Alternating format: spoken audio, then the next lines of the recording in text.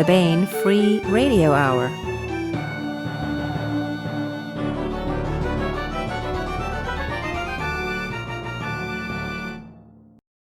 On the podcast, space battles and grit from master of starfaring adventure and military science fiction, and a new short story by This Broken World author Charles E. Gannon. Plus, we continue our ongoing audiobook serialization of John Ringo's Live Free or Die, all right now.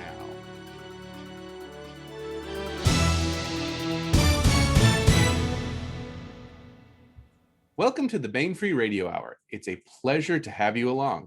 I'm Baen Associate Editor David Afsharirad, your new host here on the podcast. Today, we bring you our discussion with Dave Bara about his Baen Books debut novel, Trinity, the story of an intrepid starship captain who finds himself on the losing side of a civil war and with one last chance at redemption. But first, the news.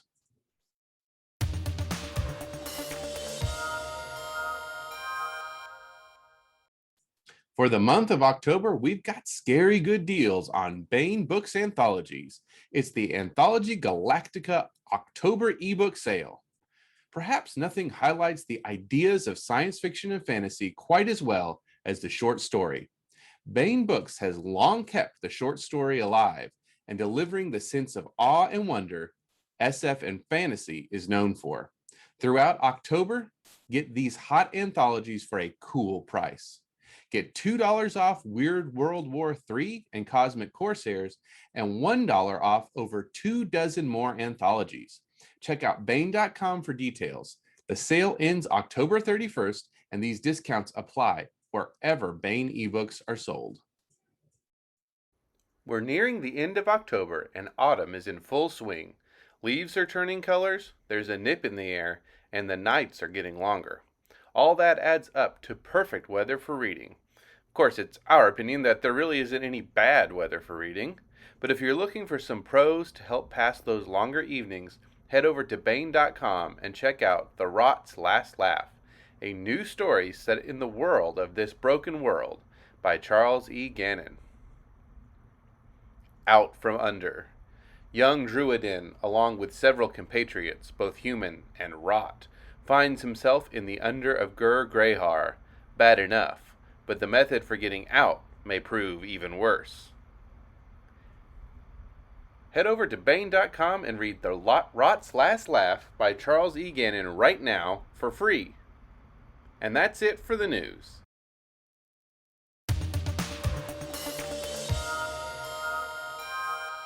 Up next is our interview with Dave Bara about his Baen Books debut, Trinity. But first, let's meet the interviewer.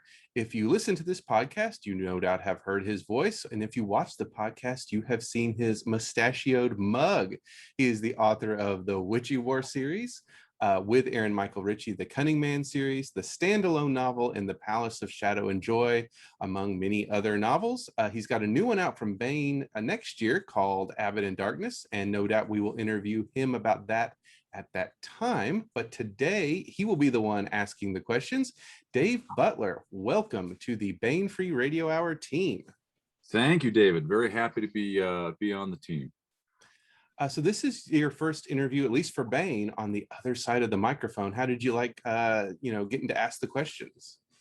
Well, it was a lot of fun. It was very exciting to read books that aren't out yet. You can get to know kind of secrets and then go talk to the author and say, hey, tell me what you were thinking. Tell me why you don't have AIs and why you chose to set your story right at the brink of faster than light travel's discovery and so on. So yeah, it was fun. It was fun from that point of view. I got along with Dave like a house on fire. What a fun interview that was, and look forward to sharing that with you here. I guess next, it sounds like. And of course, quite a big fan of Trinity. Very excited to see that come out. Yeah, you talked to him about the novel. As I said, he's had some other books out, but this is his first one with us. So we're really excited to bring him to the Baen family. What was something, just to kind of tease the interview that's coming right up in a couple of seconds, what was something in the book that hooked you or that was just a little point of interest for you as a reader? Well, Dave does a great job of capturing that kind of space opera or military sci-fi that really strongly echoes Napoleonic naval fiction, right? And he's got a real strong captain. I mean, those things from Frederick Marriott to C.S. Forrester to Patrick O'Brien to David Weber, right? Like those stories are really usually about a captain. Captain Jared Clement is a real strong, interesting character. On the one hand, he's kind of part Mal from Firefly, where he is he's the loser in the Civil War. And I always thought that, by the way, that Mal from Firefly was really kind of Jesse James. I thought, people compared to Han Solo, I think he's Jesse James. So there's that kind of Jesse James thing going on, but there's also quite a bit of James Tiberius Kirk in Jared Clement as well.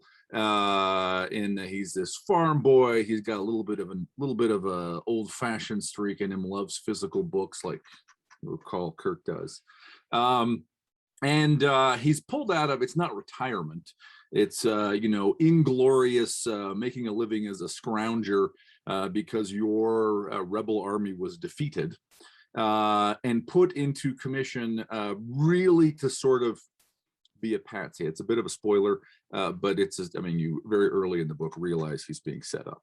And it's a lot of fun to see him as a strong character interact with the forces that are betraying him within this Navy that in theory he has sworn oaths of loyalty to, and trying to win over the crew of that Navy as he faces alien life forces, alien life forms that really it's a kind of first contact story, as well as this kind of military setup in which he's really destined to be the sacrificial lamb. So it's the strong rogue, not rogue, the strong captain with a bit of a rogue streak put in the impossible situation story. A lot of fun. It sounds like a lot of fun, and I think that is a perfect segue into letting the other Dave, this is an all Dave show today, letting the other Dave Bara, speak about the book himself. So Dave Butler, I just want to welcome you again to the Baen Free Radio Hour team, and let's take a look at the interview right now. Thanks very much, David.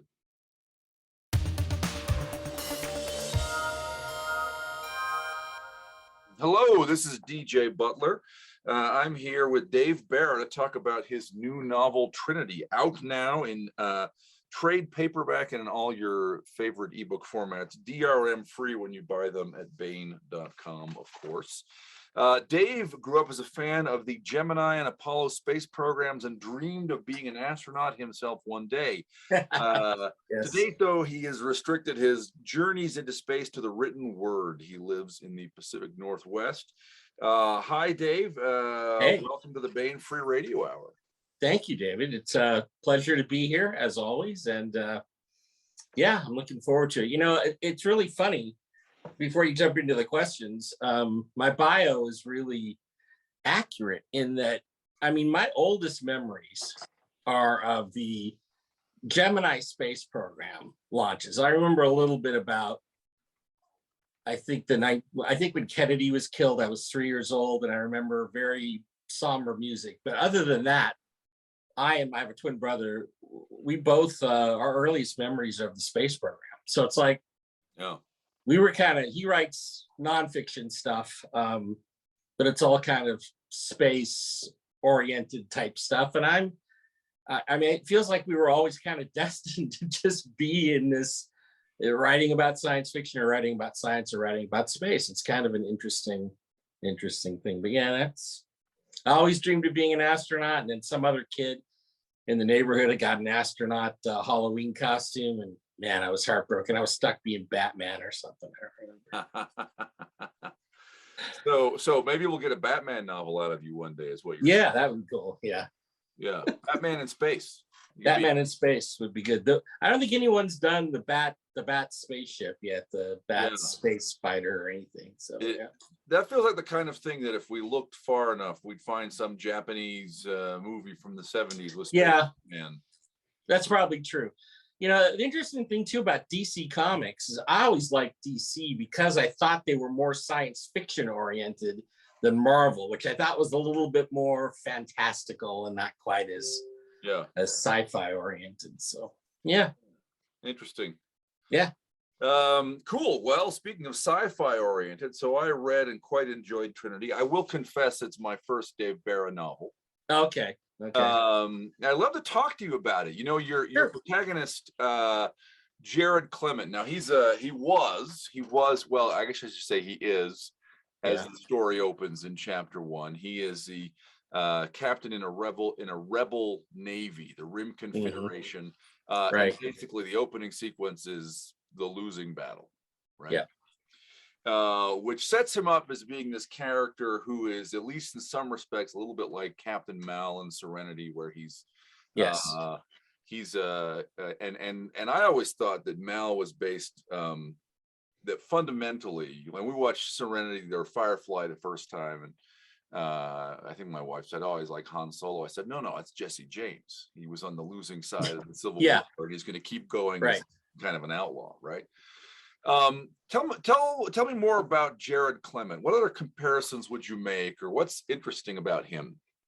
Well, I think what's interesting about him is although he is a rebel, in his heart he was loyal to his cause. He was loyal to they call it the Five Sons Alliance. He was loyal to the people in the Navy he belonged to, much like many of the people in the South during the Civil War. They were loyal Americans, but they were also loyal to Virginia or loyal to, the Carolinas, wherever their states were. And although they were Americans, they were of their states first. And he's a man very much like that. He was part of the Five Sons Navy. He was fairly decorated, not a super high ranking officer, but he happened to be on his home world when things started to collapse.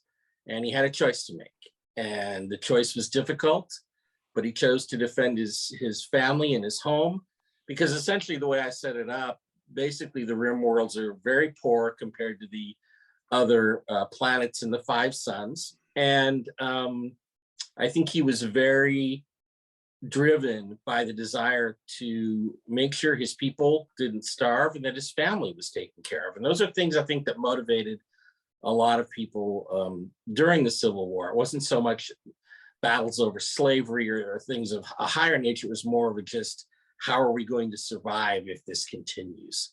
So that's the choice I think he had to make. It wore on him. I think that split in loyalty wore on him. I don't think when he had to surrender, I don't think he was, I think he was relieved in many ways. He didn't have to keep fighting a losing battle, one that he knew was probably going to be not a good outcome from the start. But talking about Firefly, I was looking one day at a poster I have of the verse, and I thought, well, that's kind of an interesting idea, without getting into specifics. But maybe that's all there is there's this colony of the Five Sons are 5 stars that are very close together. I did do a map. Tony Daniel we didn't get it into the book, but it do a map of these 5 suns. There's 2 centrally located stars that sort of rotate around each other where the core worlds are. And as you go further out, there are red dwarfs around it. And those planets around those, they get progressively less prosperous as you get out. And by the time you get out to the Rim, where Jared Clement is from, you're into some very poor worlds that are struggling to survive day to day. But there are always going to be people. The Old West. Who settled the Old West? A lot of tough people, a lot of people that had no other options, probably people that were running from the law or whatever. So I think they weren't hospitable places to go to. The Arizona desert's not a great place to go hang out. No, this was true of the East too, right? This was settled the American East when it was settled. Yes, exactly. American East. There's a whole Russell song called "The Outcast" about this. I would like to read that. I one of my favorite periods in history is the period of time between the end of the Revolutionary War and the Trail of Tears. And that time in between, there were so many Native Americans who were serving in Congress, and they were integrating their lives in with the white settlers, and that didn't matter. The white guy, there's a book there somewhere, whether it's a historical book or something, but there's stories to be told there that I don't think we tell very much in American history. But anyway, as it relates to Clement, he's a guy who is driven to succeed, but once the war is over, he just wants to kind of go undercover, not necessarily undercover, but he wants to go under the radar and live his life out. He's lost his career. He's lost his the woman that he loves. He's lost his friends. He's gone through Navy sort of hazing, and he's given up information and things he didn't necessarily want to give up. And now he kind of wants to live a quiet life out of the way, but still in space. And then suddenly this opportunity comes up for him. Actually, on Baen.com, there's a story called Shattered Trust that is it's the sequel to the prologue of the book, but it's the prequel to the actual rest of the novel. A missing chapter 2. It's a missing chapter 2. It's basically what happens to him in the year and a half, 2 years after he gets picked up, after he gets defeated in the battle in the opening prologue. Very good. So that's available for free. For free. Any reader can find that. Shattered Trust, Dave Bara, for free on Baen's website. Yeah, and that gives you a little bit more background into what he was going through and what he was thinking at that time. But over time, of course, he kind of got stuck inside the bottle a little bit. He had a lot of pain he was dealing with. He lost the love of his life, but he doesn't really know why. And he finds out later why, but it's not a good revelation. Yeah. So, yeah. Well, I like that. So he's not ideological. He's not a rebel for the sake of rebellion or because he disagrees with the Constitution of the Five Sons, right? Or whatever. He's a people person. He's loyal to his people. Yes. I think that matters a lot for decisions he makes during the course of Trinity. Right. I think it's also interesting. Maybe you tell me. Maybe there's a bit of a connection with his name there, right? Clement is merciful, and Jared is Clement is Latin. Jared is Hebrew. It's the one who descends or comes down. Wow. So I don't know if those were deliberate kinds of echoes you were building into his name. You know what? In all honesty, names like that come to me from the ether, whatever. And that was just the name that when I sat down to write his name, that was the name that came out. Now it's fascinating to hear what you say. Yeah. What you say about that, because I mean, in my first trilogy, we had a character named Peter Cochrane, and he was there's a lot of weird connections between that name. Very famous naval captain from the British Navy, the Napoleonic named Thomas Cochrane, right? And Thomas Cochrane may be the model in part for Patrick O'Brien's Jack Aubrey, for example. Yeah, exactly. Yeah, very interesting. The thing that's interesting about that, though, is when I wrote the Cochrane character, I didn't know about Thomas Cochrane, or if I did, it was something I'd learned back in high school or college, and I'd stored it away in my subconscious, and it just came out at that point. But yeah, it is interesting how that happens.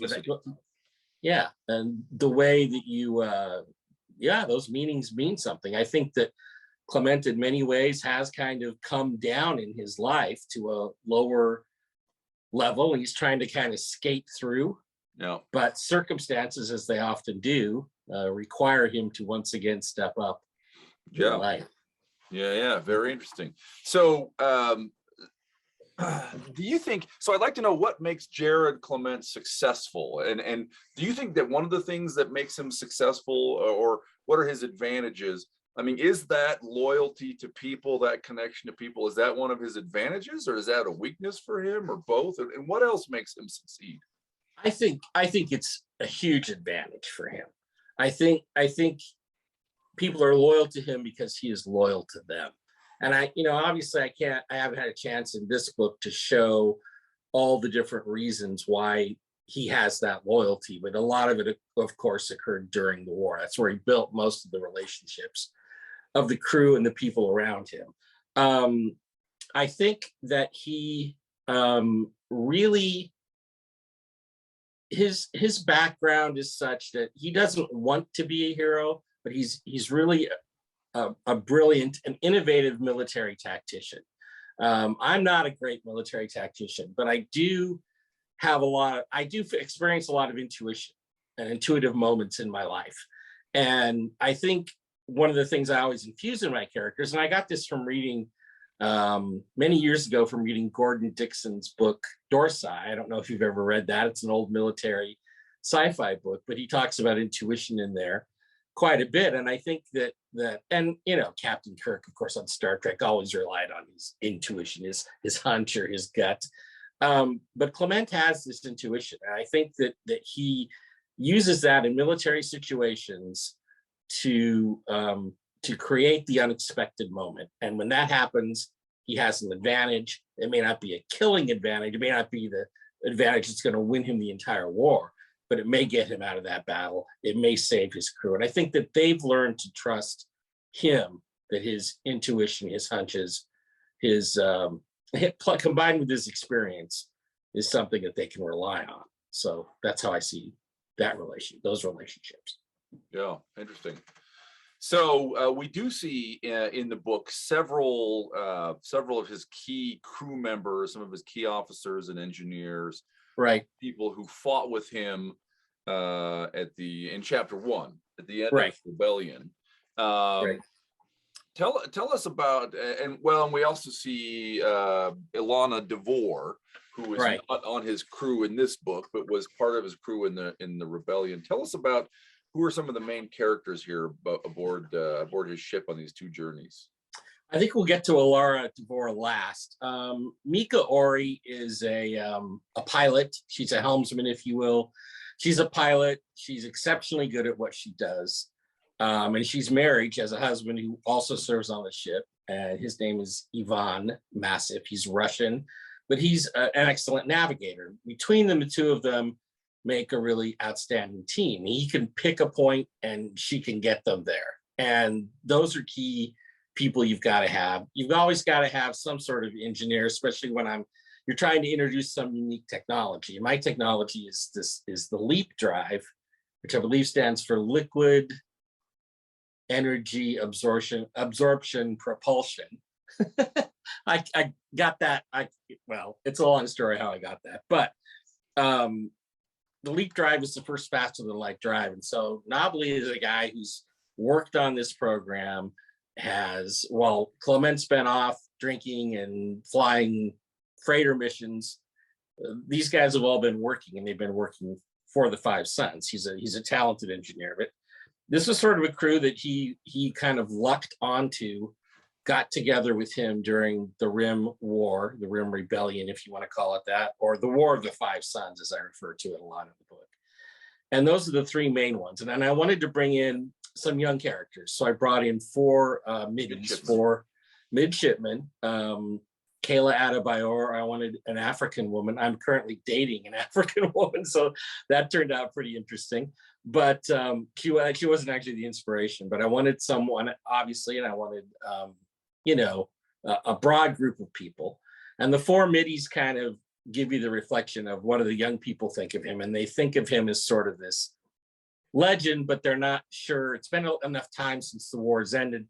They're not sure if they're supposed to admire the guy or hate him.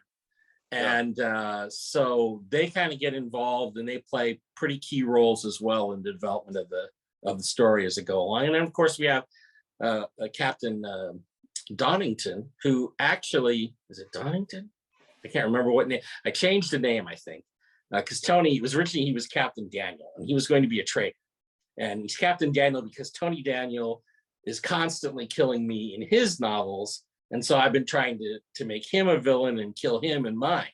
But he didn't like that. He thought we should change the name. So at the last minute, we did do a name change. So Daniel becomes kind of the good midshipman who gets killed, but the other character ends up being the traitor. Yeah. Interesting. You know, it's one of the as you talk, there are so many kind of connecting lines to maybe take care of the conversation forward along. Yeah. The relationship with the midshipman is interesting. That's kind of a classic, again, Napoleonic trope, right? Where the captain has a distinctive connection. He's responsible for the education of the midshipman, you know, and so you see that a lot in the fiction. How does the relationship, how does Jared Clement come by these midshipmen, and where does their relationship go? I mean, I don't want to get into spoilers too much, but you know. Right. Well, you know, he's honest. He's on the station. He's been summoned basically to a nearby station, not nearby, but the closest station where the Five Sons has a major force. And he doesn't know why he's going there, but he ends up going out. He wants to enjoy. The station has some amenities. He goes out to a bar. It's a Navy bar. And he's out there and he's in sort of his old Rim Confederation Navy uniform, but without any rank. So he's kind of making himself stand out. He is drawing attention to himself, but not really trying to make too much trouble. And these four middies are over there, and obviously they've had history classes. They know he was the best commander that the Rim Confederation had during the war, and they kind of recognize him. Obviously, it's 15 years on. He's a little more gray, a little more grizzled, but they recognize him and they come over and they want to find out. They want him to tell them stories about the war, because they now live in an environment that 15 years on, you know, they're not fighting any wars. There are no enemies, natural enemies for the Five Sons to fight. And I kind of relate that a little bit to the post 9/11 world. You know, for a few years there, man, everybody was focused on the military and the wars that were taking place in the Middle East, Iraq, Afghanistan. But then within a decade or so, you know, a new generation comes up and it kind of becomes something that they study as history, not something that they experience. So you have these young middies who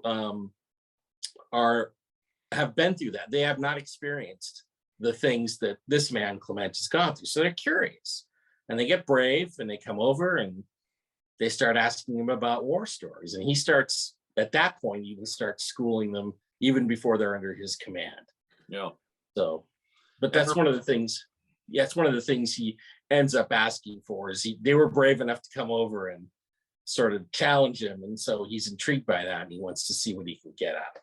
So, yeah. And then recruits them onto his ship. He's given a command back with the Five Sons Navy. Right. Maybe this is an example of Jared Clement's intuition, where there's this sort of strange offer, and he's not entirely sure where it's going, but maybe he has some suspicions, and so he wants to build a corps that's loyal to him.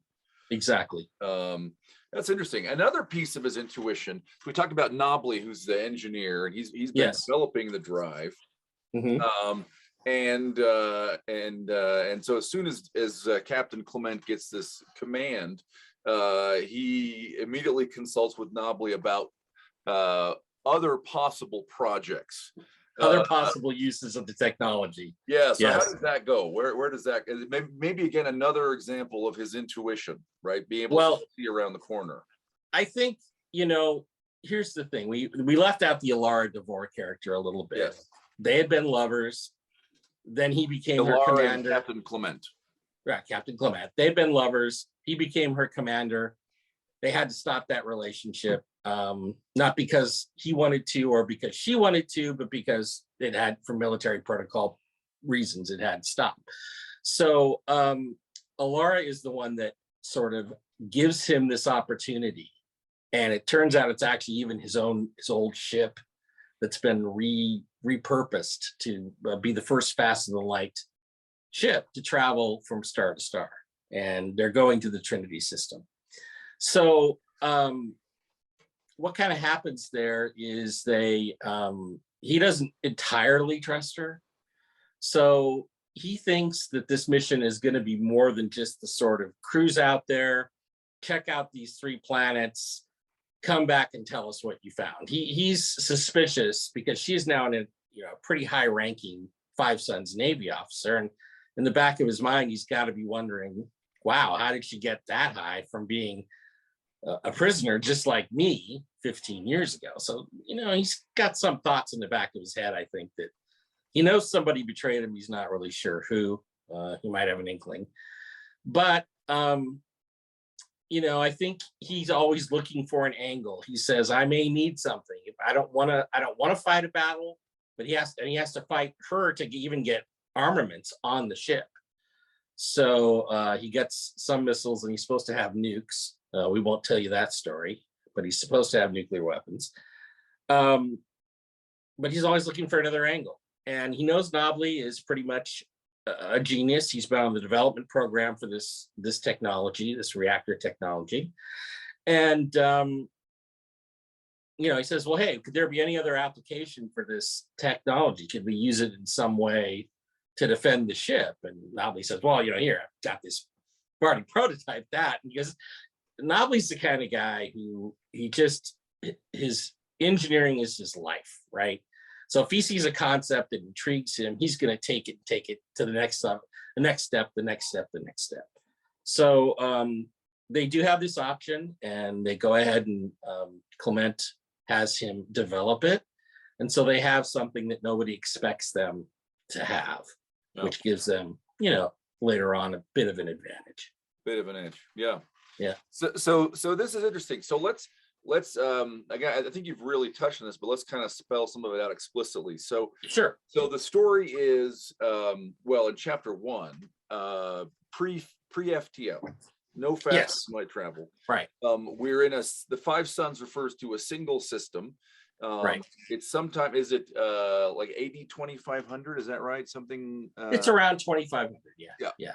And there's, we hear about some history in the intervening 500 years a bit, right? But so it's pre-FTL, and then this Trinity system is several light years away, right? And so the hiring Captain Clement, or hiring is the wrong word, but restoring him, giving him a command, right? Is to leave the system really for the first time in at least decades or maybe hundreds of years, right? Because the 5 Sons were founded from Earth by generation ships. So that's the concept anyway.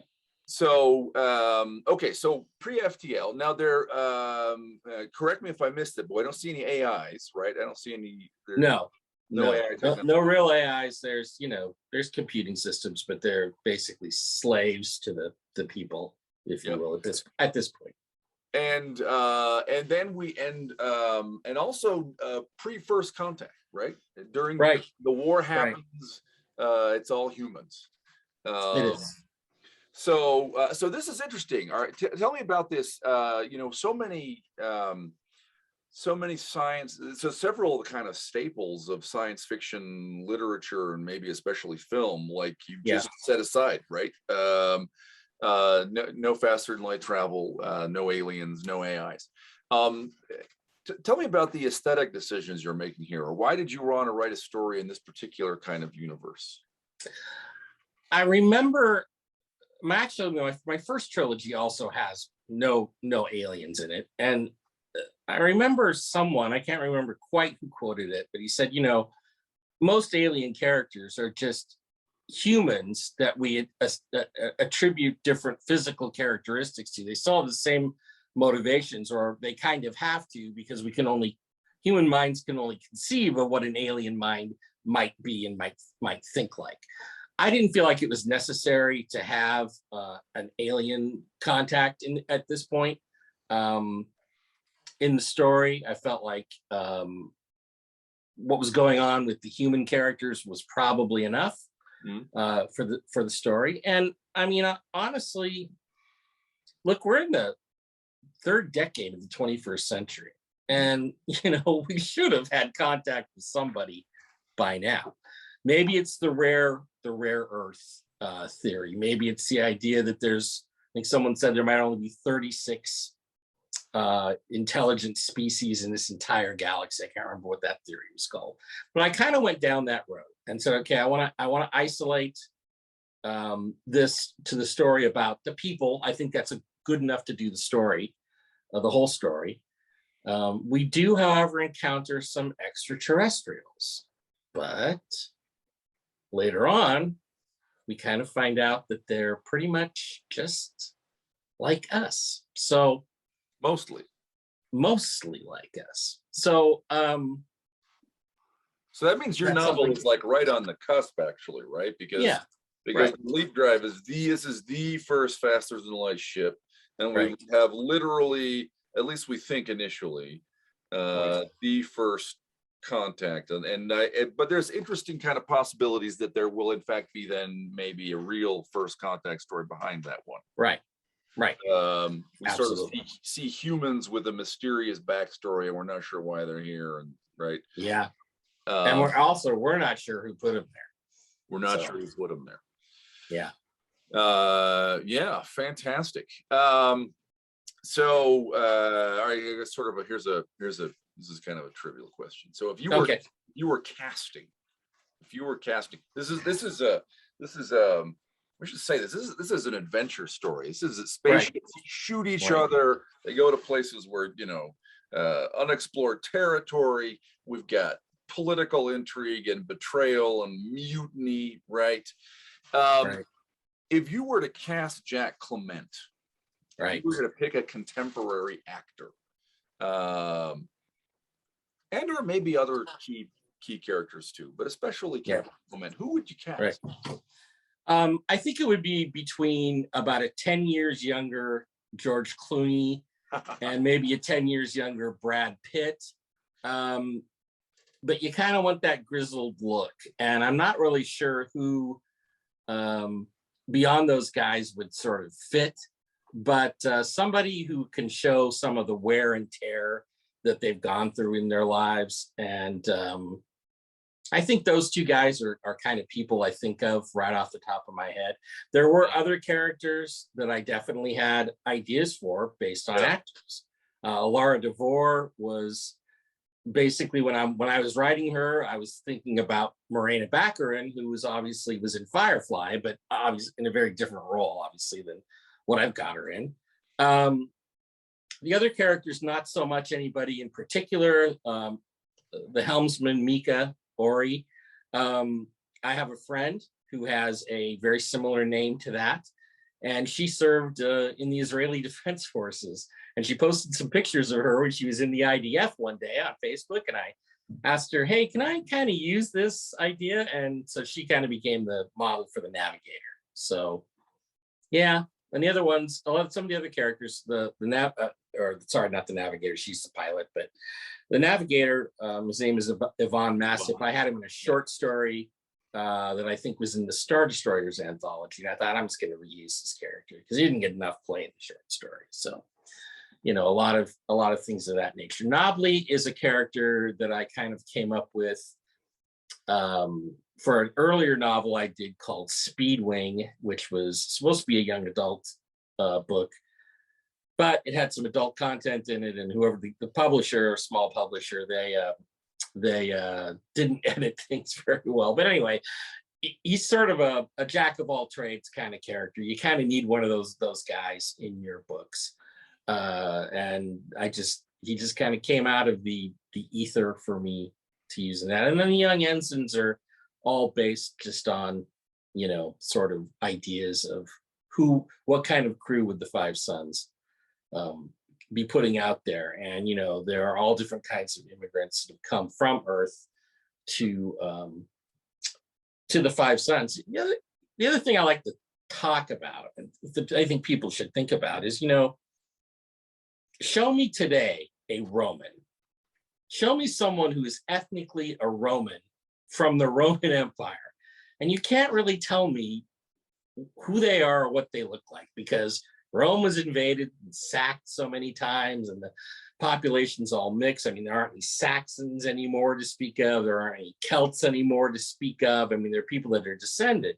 And I've got this concept that as we move out into space, I think the ethnic lines and the racial lines are going to blur quite a bit. So you may have a character that, okay, seems like it's a white guy, or he seems like it's an African, but it may be someone who, when we would look at them today, they would be very different in terms of how they looked, their ethnic makeup, their characteristics. So that's something I think that we don't think about enough in science fiction. We get hooked on, and you see this on a lot of television programs, you see this on the recent Star Trek Discovery and some stuff like that, you know, where everybody's got to have this specific ethnicity. We have to have a black captain and a female this and a, you know, and it's like, we don't know. We don't know what 500 years or 300 years it's going to be like. We don't know what humanity is going to look like in general, as a whole, 300 to 500 years from now, because we're just now starting to develop the technology, aircraft, all these things where we kind of mix together. And so, you know, I have an African girlfriend, and she was born and raised in Kenya. And I never expected that, but that's what I have. And so I think those things are going to change as time goes on. That's just my opinion. Yeah. So I don't like to get hung up too much on characteristics of individual characters. I mean, I want to give you a general description. He's 6'1", he's got dark hair, you know, etc. Yeah. So. Well, it's interesting that although you can't find an ancient Roman or an ancient Macedonian, there are cultures today, right? We haven't like blended into a homogeneous mass.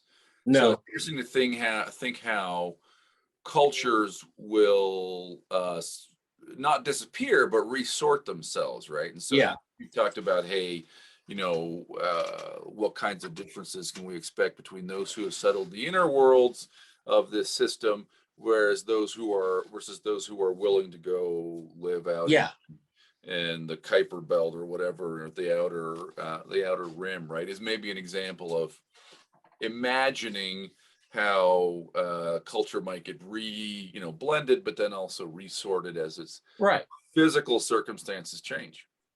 And I think I didn't mention it in the book, like there's one world where Captain Yan or Commander Yan is from, and she's of Chinese descent. That's simple enough. But that planet was settled by both the Chinese and the French. And so, you know, there's mixes of everything in there. And I think you see this in Indochina. You see this a lot in what they used to call Indochina. Vietnam still has a lot of French culture and food, and there are mixed race people in those countries. So I just think that as we go out into space, I think you're going to see, as we go out into space in the next 100 years, I think we're going to see people that are groups that have the same sort of ideas, the same sort of cultural concepts, cultural ideas, things that they want to express on their own, and they want to go.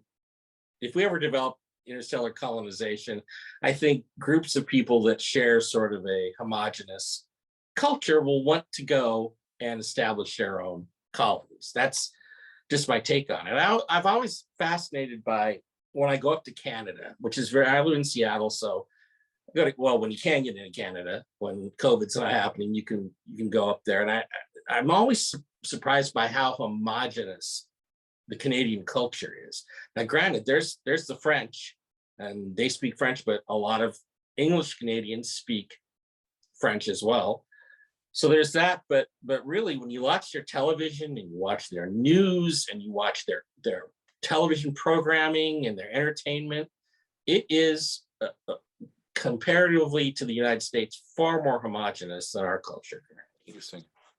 So it's I think those groups of people are kind of going to want to stick together as they go out into space. That's just my thought. So. Yeah.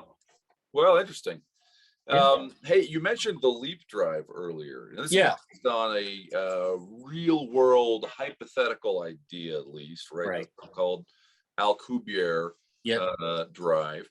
Tell us about that drive and kind of the basic idea there, and I mean, if there's anything you want to say about kind of the research and the thinking, I'd love to hear it. Well, I think the Alcubierre drive obviously is the model that I used, and essentially your ship doesn't really move. It ends up on you create enough power to create a warp essentially in space, where you're kind of, I guess you're tipping the ship a little bit and you're sort of surfing on a wave of warped normal space. In my concept, I created a bubble around the ship. I'm not sure if that's part and parcel of the Alcubierre drive, but it does, create a bubble where it's the bubble that's moving faster than light, not the ship. The ship is simply in standard space within a bubble of warped space, if you will. So I actually do believe, and who knows, we may have this technology already. I do believe that we're going to develop technologies that we can go, quote unquote, faster than light. I don't think we'll ever actually travel faster than light. We'll call it faster than light technology. What it'll really be will be our ability to change or warp space or change space time so that we can get from one place to the other a lot more quickly than we could with conventional means. And I think we're on the cusp of that. I wouldn't be surprised if in the next 50 years we have that kind of technology. Probably not manned technology, but probably unmanned probes could be sent out using that type of technology. Interesting. I was, as of this recording 2 weeks ago, I was with a group called the Interstellar Research Group at their symposium down in Tucson. Right. Hearing a lot of papers about different proposals for how to do that or how to get closer to it. So maybe I'll see you at their spring 2022 yeah, or I think it's maybe spring 2023 Montreal. I'd love to go to Montreal. Canadian culture up there together. Speaking of France, that's a city I really want to visit. Is Montreal. I know that the is it World Fantasy Convention is up there this year. That's yeah. World Fantasy, I think it is. That's right. Sorry, I missed out on that one. But yeah, I just think that we are on the verge of a lot of breakthroughs. We talk about Star Trek technology, the flip phone, the cell phone. In many ways, I think we're beyond a lot of the stuff that they have. When you go back and watch even Star Trek, The Next Generation stuff from the 90s, and the technology is so clunky compared to what we have 20 years later, 30 years later. It's almost amusing in a lot of ways. And so I think we're really on the verge of breaking out. And I think, whether it would be something like the LEAP drive, the Alcubierre drive, I think the EM drive has a lot of possibilities, especially if you believe in hyperdimensions. If you believe in higher dimensions than what we have, then because the problem is always power. Do we have enough? How do we get enough power to go at this fast or to warp space time or something of that nature? And if you're able to pull energy from another higher dimension, maybe power isn't such an issue. And a lot of that, the M drive could actually be something where they're generating the power and the thrust from particles that are from a higher dimension. Who knows? Yeah. Who knows? I heard that refrain many times from physicists in Tucson 2 weeks ago. The problem, the limiting factor is always power. That's interesting. Yeah. So all right. So you think FTL soon-ish, but you're skeptical about alien life. So we'll if you're right about the former, then maybe we'll get an answer on the latter soon.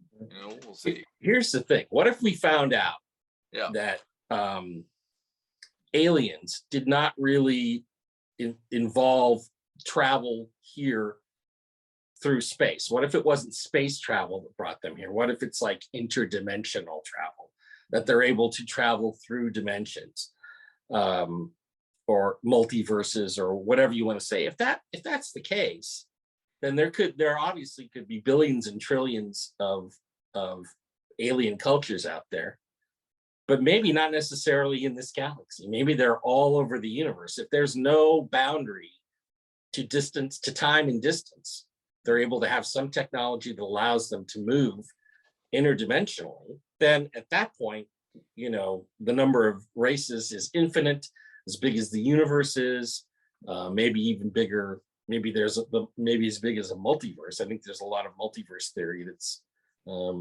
pretty compelling in a lot of ways. So I mean, it's not that I don't believe in aliens. It's just that for the purposes of this story, yeah, it was easier for me. It's a little bit easier to tell it, yeah, without that. At least at the beginning. Now there is a follow-up book. I get more into who these natives are, you know, and what technology might be behind that, and then who built that. So yeah. Of course, if we do have, you know, I mean, those alternate models where you've got other infinite potentially life forms, we run up against your first doubt, which is, well, why haven't we heard from them yet? So it's right. But you gave me a good segue to really my last question, which is there is a sequel coming, right? Yes, there is. So what should we tell us about the sequel? What's got you excited about book 2 here? Well, book 2 is called Trinity's Children.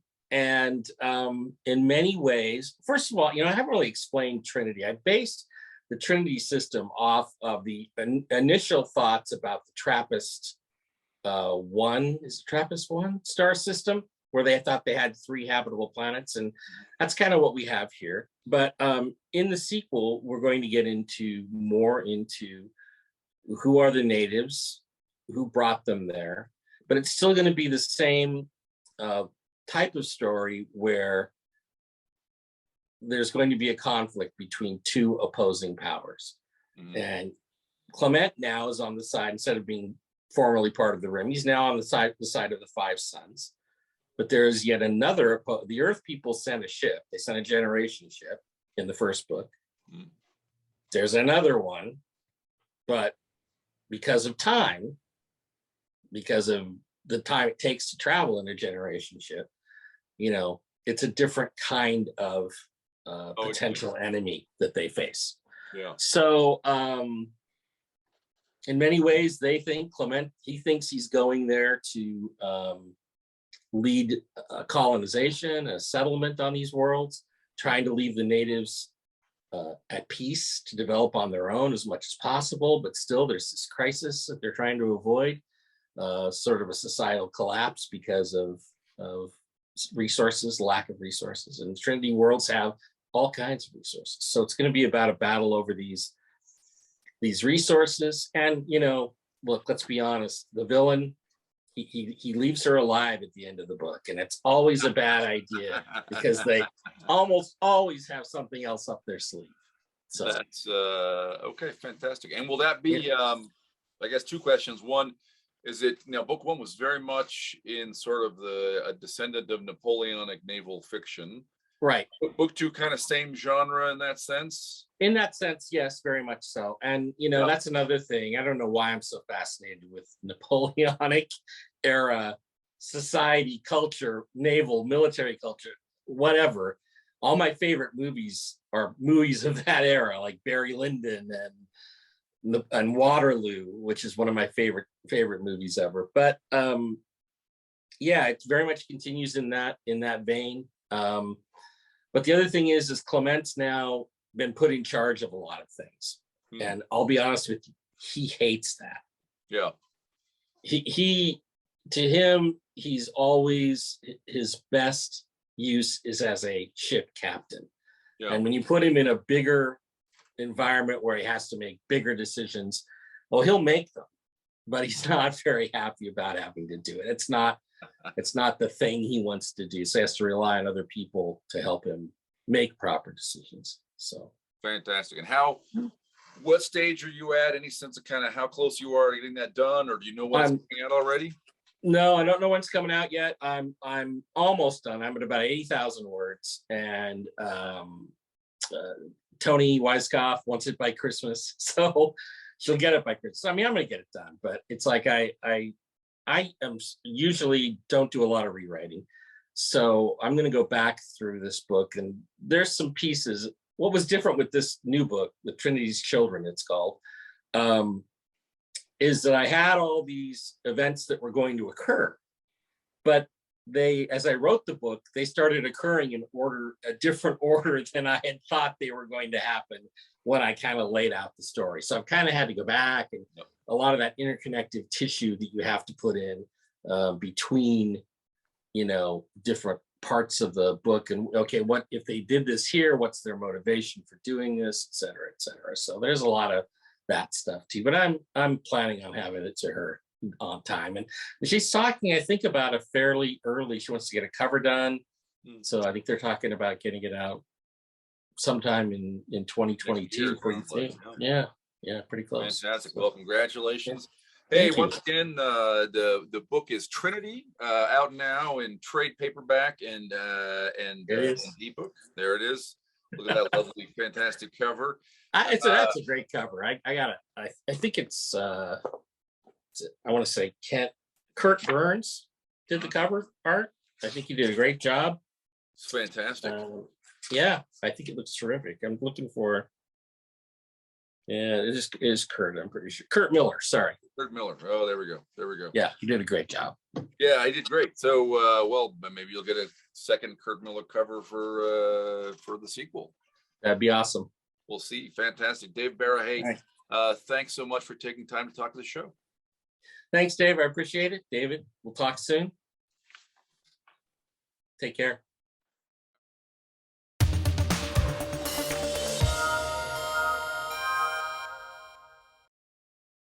Thanks, Dave and Dave.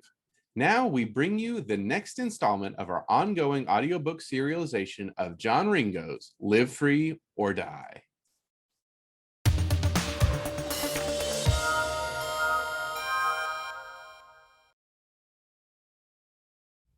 One. Tyler dropped his chainsaw and pulled out his cell phone. He'd barely felt the vibration, and it was impossible to hear over the saw. He looked at the caller ID and tried not to curse. 3 missed calls from the same... Tyler Vernon. Tyler, it's Mrs. Cranshaw. How are you today? Just fine, ma'am, Tyler said, squeezing his eyes shut and waiting for it. She always started nice. And you? Fine, just fine, Mrs. Cranshaw said. Fine weather we're having. Getting cold. The frost should bring out the leaves a treat. Yes, ma'am, Tyler replied. Here it comes. Speaking of it getting cold, I think I asked you to bring by some firewood. Yes, ma'am, and I said I'd get it over there on Friday. Well, it's gone Wednesday. Are you going to be here on Friday? When I say I'm going to be there, I'll be there, ma'am. Well, I asked for it last week. Seems you could have got it here before Friday. You're not doing much else. Just working at the market part-time, working in the bookstore part-time, working at the mill part-time, cutting wood, splitting wood by hand, and answering your damned phone calls every damn day. Oh, and the rare consulting gig. But other than that, I've got all the time in the world. I suppose I could point out that I could have delivered it Sunday night at 10 p.m., but she'd go and tell all her friends I'd been snippy with her, and half my clientele would dry up rather than go up against her vicious tongue. Gotta work at the market this evening, ma'am, Tyler said politely. Couldn't get it by until late. Tomorrow I'm going to be working at the bookstore all day and then in the market that evening. I'll be there at 1 Friday if the job I've got to do at the mill don't take too long, no later than 4. You'd better be here by 1, Mrs. Cranshaw said. I don't want to be without wood this weekend.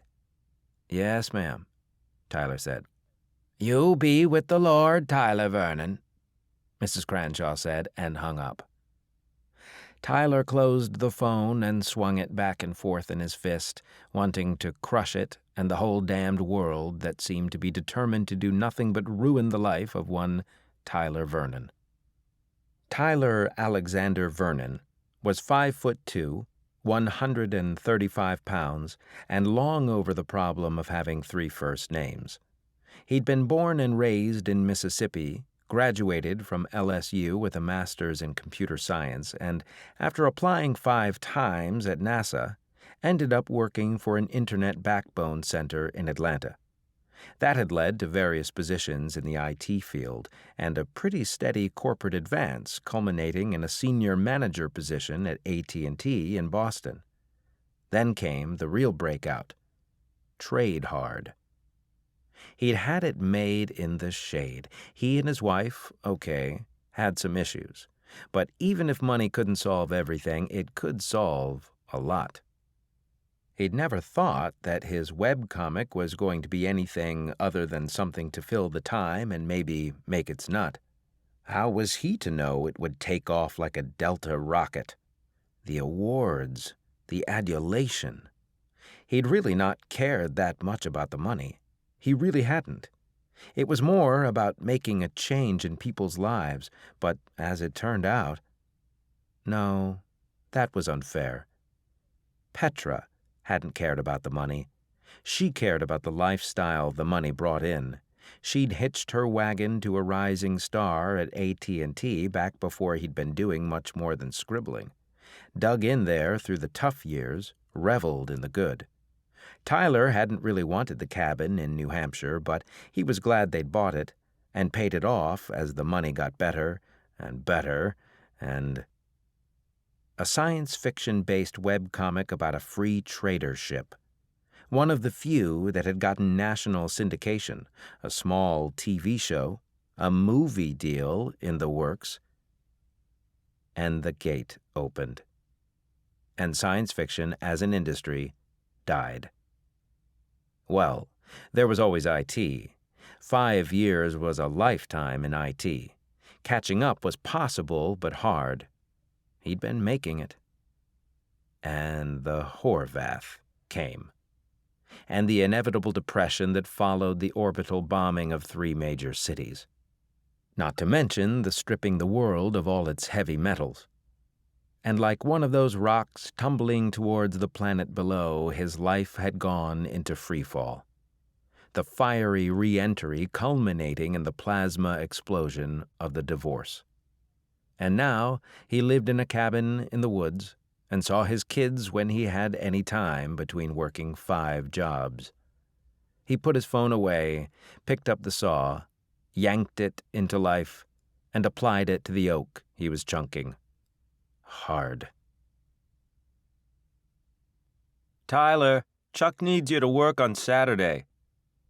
Steve Mormon was the night manager of Mac's Market in Franconia. Tall, stooped, and prematurely balding, his life ambition seemed to be to retire as the night manager of the Mac's Market in Franconia. Tyler considered him lacking in ambition. But despite his current down cycle, Tyler considered most people to be lacking in ambition. Since it was Chuck that needed help, that meant day shift, and there was an issue.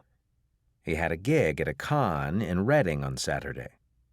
The greater SF market may have suffered the fate of the dodo, but fandom just would not let go. There was even some anime still going. He did some quick calculations. He wasn't getting paid for the gig. The only reason he was invited as the artist guest of honor was that he was somewhat famous, local, and cheap. But he still could move some merch in the dealer's room, and people still bought his sketches of Gomez, Frank, and Farella.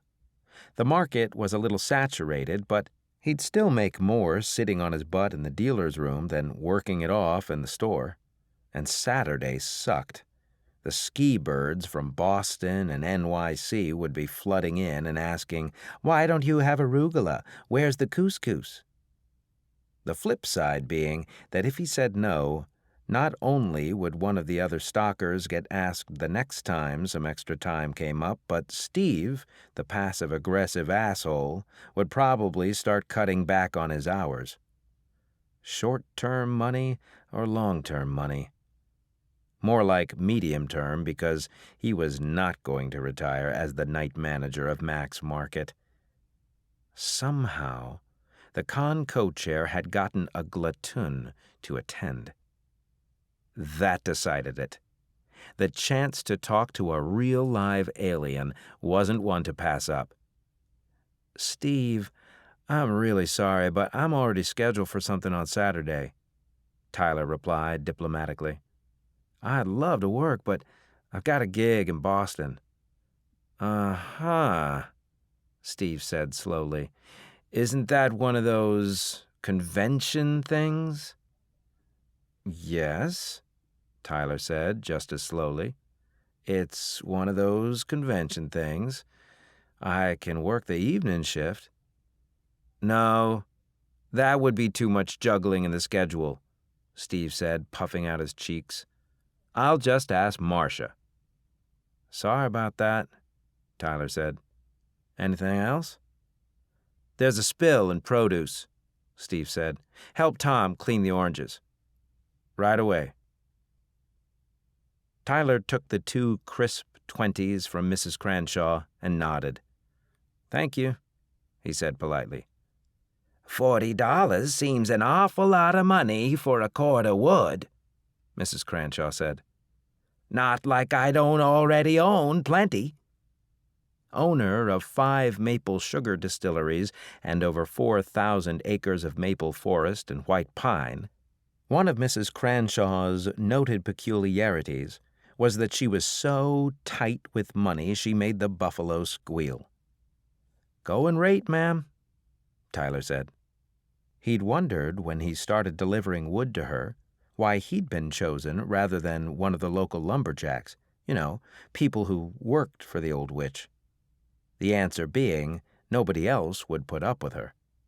$40 is just robbery for firewood," Mrs. Cranshaw said. "When I was a girl, cokes were a nickel, I tell you." "Yes, ma'am," Tyler said.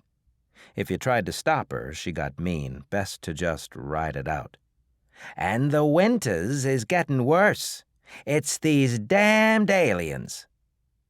At best, the orbital bombardment of Shanghai, Cairo, and Mexico City had dropped global temperatures by 0.0001%, according to Glatoon-backed studies. It took a lot more than a few megatons of rock and, some really major secondary fires to disturb Earth's climate. "Yes, ma'am." "I'm thinking about selling this place," she said. "My old bones can't take these winters." She'd apparently been saying that since before her 4th husband died. They'd all been wealthy. They'd all left her all their fortune, and they'd all died of natural causes. Anyone who suggested anything different had better move out of the county. Besides, after husband 3, there'd been a pretty thorough investigation, and the final result was dead of stress. "Yes, ma'am." "Everything seems to go up but maple sugar land," she said angrily. "Wood isn't bringing what it used to, not at all. Nor maple sugar. Damn aliens. Hate those damned aliens." "Yes, ma'am," Tyler said. He bit his tongue to keep from adding, "and so do the Chinese, Egyptians, and Mexicans." "They're listening to everything we say," she said, looking at the sky nervously. "They're up there, right now listening to us." While the Horvath information systems did seem to be able to track just about any conversation made around an electronic device, Tyler rather doubted that they were personally listening in on this one. He had a moment's empathetic thought for any Horvath who was, and quashed it rather automatically. "Yes, ma'am." "Well," she said, relenting a bit, "you did stack it neat. I like a good neat stack of wood." With most people, when you delivered a cord, it was, here you go, and get it off the pickup as fast as possible. All done, that'll be $40. Not with Mrs. Cranshaw. That firewood had better be stacked in a neat and tidy cord on her back porch, which took about 5 times as long as just dumping it in the yard. Speaking of time, ma'am, I'd love to stay and chat, but I've got an event in Boston where I'm the speaker, and I need to be going. Speaker? She asked incredulously. About what? The web comic I used to do, Tyler said evenly. Oh, yes, Mrs. Cranshaw said, with the most perfect note of neutrality that descended past condescension and straight to contempt. You used to do that comic thing. Yes, I used to do that comic thing, Tyler said. And now I'm going to go talk to people about doing comic things. Used to run in the paper, Mrs. Cranshaw said. Never did get what was so funny about it. And I didn't like all them alien names, couldn't figure them out. Yes, ma'am, Tyler said. Well, if you've got a commitment, you best be to it, Mrs. Cranshaw said. Can hardly figure out what you're going to talk on, seeing as there's real aliens now, but you do go on and talk about comic things. Yes, ma'am, Tyler said. See you in a couple of months, then. Sorry I'm late, Mr. Duvall, Tyler said, shaking the con chair's hand. Got hung up doing some server work. Not a problem, the convention co-chairman said. James Duvall was 5'11", Amerasian, and shaped something like a large bear. He had black hair, a white and black beard, and it was patterned in a very familiar way. Tyler had never met him, but could just about guess his nickname. Call me Panda. Everybody does. You're just in time for the opening ceremonies, which was your first panel. Tyler had gotten a peek into the ballroom as he was walking in and shook his head. I thought you said this was a small con. There must be 1,000 people in the ballroom. I'd say they're all here to see you, Panda said with a shrug. Truth is, they're mostly here to see a real live glatoon, Tyler finished, gesturing with his chin at the alien standing in a corner and watching the pros straggling into the small, walled-off area. I won't ask how you got him to attend. Simple, Panda said, smiling thinly. I paid him. More than I'm going to get out of the con, but that wasn't the point. Science fiction isn't dead. It's just become reality. And fandom is still where people who want to work for the future gather. I could go on, but we've got to get going.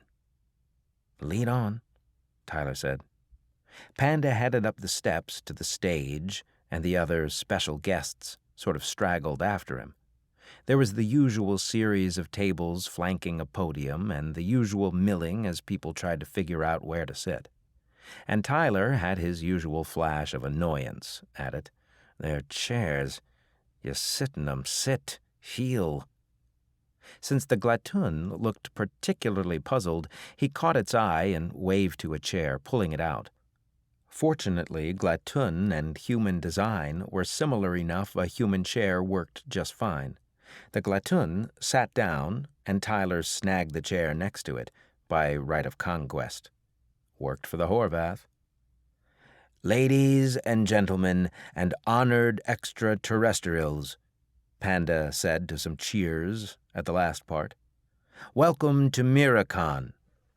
You are Tyler Vernon, the glatoon whispered as Panda started into what sounded like it was going to be a very long speech.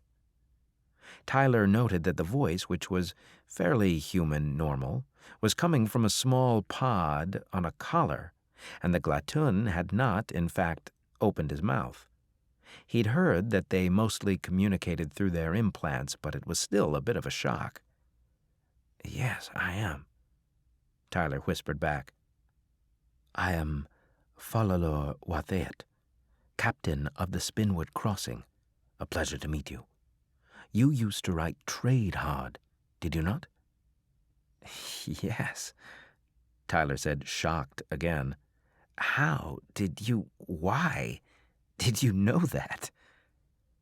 The security situation on Terra for traders is good, Wathayat said. But if I was going to be dealing with people, I wished to know who I might be near. We are, after all, potentially dangerous locals with bizarre and disgusting customs, Tyler said, who will do anything to screw us out of our credits. Our job is to be better screws. You read the comic? Tyler was still recovering from the earlier shocks. This was water on a duck. It was one of the few times when I have understood human humor, the Glatun said, perhaps in part because it struck so close to home and was so true, although banks do not routinely send mercenaries to collect your ship. There are people in our government who do that quite well, thank you. It was a rare situation, Tyler pointed out, but thanks for the compliment. I almost stopped reading in the first few panels, Wathayat said, because I did not understand the cultural conditions of stealing the infant's candy. When I was able to grasp it fully, though, I very nearly had an accident. Rule 9, if the other guy doesn't feel screwed, we're not doing our jobs. I printed that out and put it up in the mess. We all got it. But I personally feel it's more of a guideline. Same here, Tyler said. If I had really been a backstabber, I would have been a VP. Why did you stop writing? Wathayat asked. I was only able to find the comic on an archive server, and there were no notices to explain your cessation. Phew, Tyler said. Big answer. Basically, it was an economic decision. As soon as the gate opened, everyone in the industry quickly saw that anything SF was falling off. So I got dropped like a hot potato in most of my markets. The website traffic and merch fell off sharply as well. Then, with our Horvath protectors requiring a very high payment for protection, surfer space started getting expensive. Eventually, simply wasn't economical. You have very few new drawings on your personal system, Wathayat said. Sorry about looking, but your information systems are so primitive that it's a bit like trying not to look through a plate glass window. Once I scanned all your available archives on other systems, I set my system to find more and only realized I was in your personal system when I saw many of them were partials. But I think you haven't had much time. Your personal and business finances are terribly screwed up. My apologies. Again, it's rather hard not to look. No problem, Tyler said, gritting his teeth. On another subject, was trading good? No, the Glatun admitted. With the Horvath control of your heavy metals, which were paltry anyway, your world has virtually nothing to trade. Despite that, every time one of our ships comes here, we have to first meet with members of your senior government who ask if there's anything we, the traders, mind you, can do about the Horvath. No, there's not. Then we meet with senior corporate representatives who have gathered such things as we might be interested in, and we trade. The pattern is always the same. And really, what am I going to get for folk art?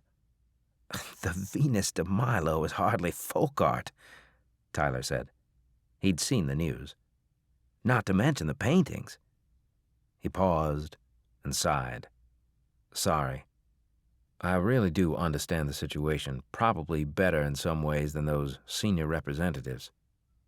From your comic, I would say that is the case, but how exactly? Look up Polynesian contact with the West, Tyler said. I assume that is... Yes, the similarities are there. We do not carry diseases, but... You're trading iron nails for pearls, Tyler said. Well, you were. Now our Horvath benefactors receive the pearls as an honorarium for their defense of our system, and we only have coconut husks and carvings to sell. Do you really think the Horvath are your benefactors? Wathayat asked. Of course I do, Tyler said, smiling. Our Horvath benefactors who find our systems as porous as you do and are listening to this conversation on my cell phone are our friends. Ah, the Glatun said, making a noise something like a sneeze. Don't worry.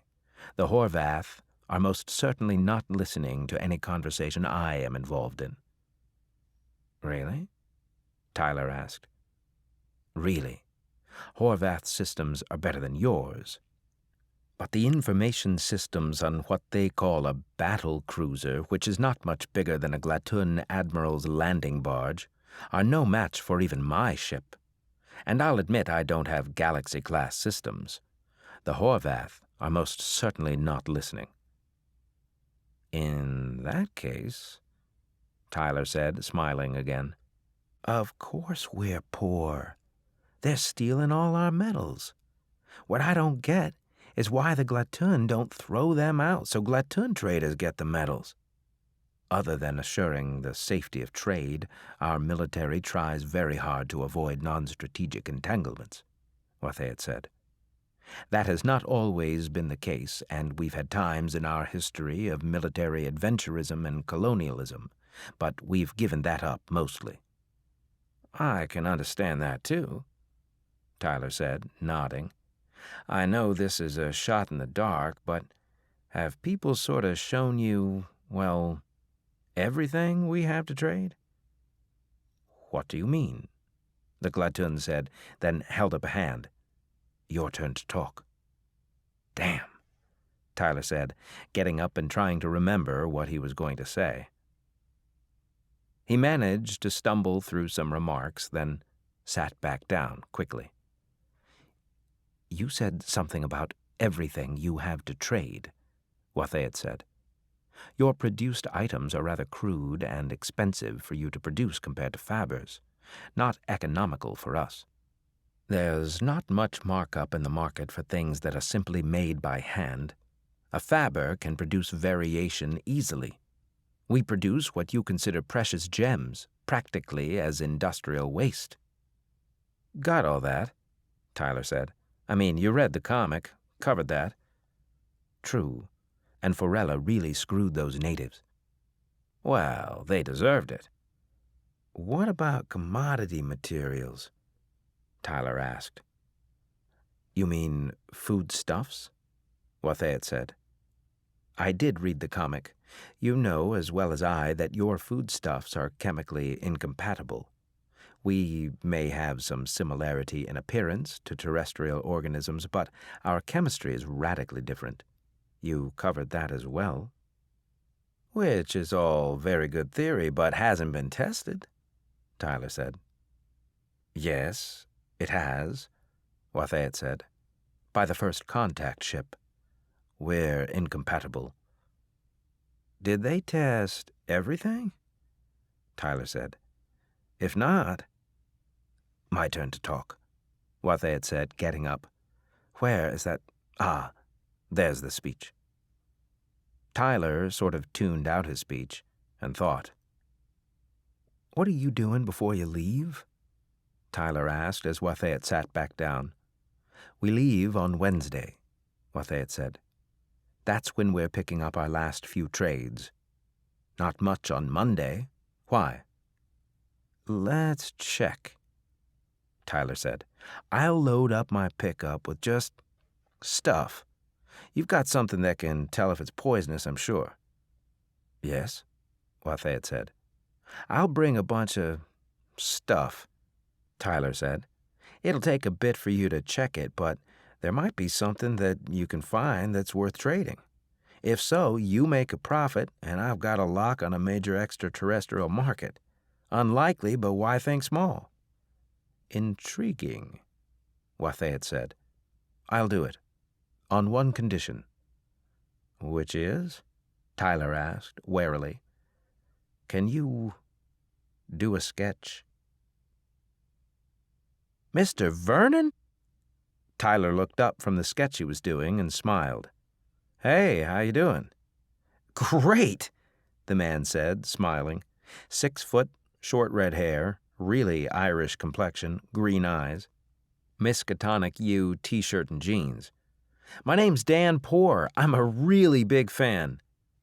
"Glad to hear that," Tyler said, handing the previous customer his sketch.